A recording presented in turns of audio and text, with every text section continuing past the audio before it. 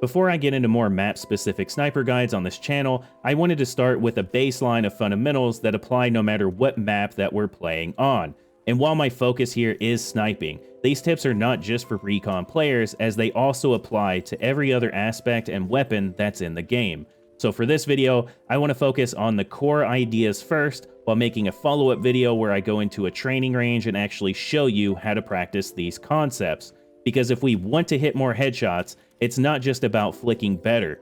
Our aim obviously matters here, but a lot of it comes down to where our crosshair is, how we use cover, and how much of the fight we control before we ever take a shot.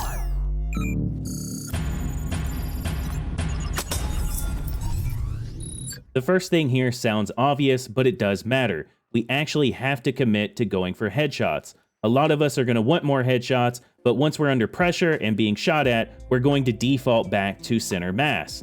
So that makes sense because body shots do feel safer, the target is larger, and it feels like we're less likely to miss. But if we want to improve at getting headshots, we have to go into matches with that intention in the first place. We have to catch ourselves before we shoot and ask, am I just trying to hit the player, or am I actually aiming with the intention of hitting a headshot?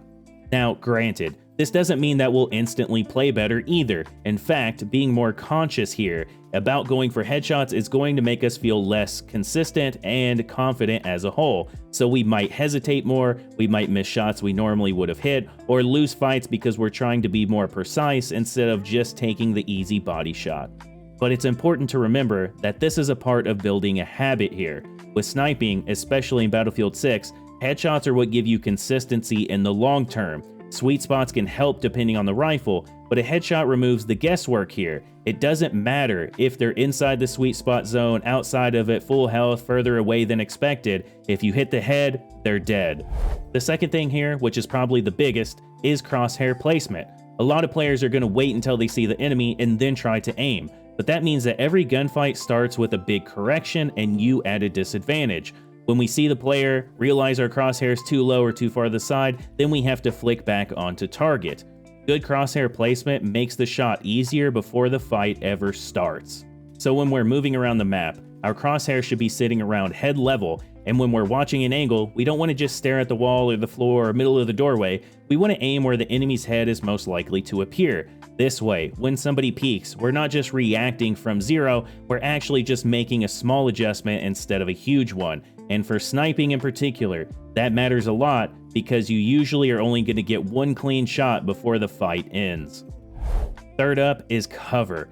A lot of people think cover only as something that keeps them alive, which is true in some aspects, but good cover also makes aiming easier. If we stand completely out in the open, we have to manage everything at once. We're talking about being exposed to multiple angles, and then you have to worry about getting shot from which side, and you usually rush shots because we feel vulnerable in that moment.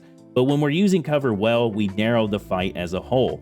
We expose our body less, we limit how many people can see us, and give ourselves a cleaner angle to focus on one at a time.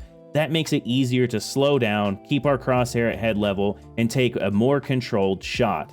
So instead of wide peeking every angle, try slicing the angle from cover. Show as little of yourself as possible, clear one section at a time, and only expose yourself when you're ready to shoot. This does two things. It keeps you safer, and it makes your aim feel more consistent because you're not trying to fight the entire enemy team all at once. So ultimately, the takeaway here is this.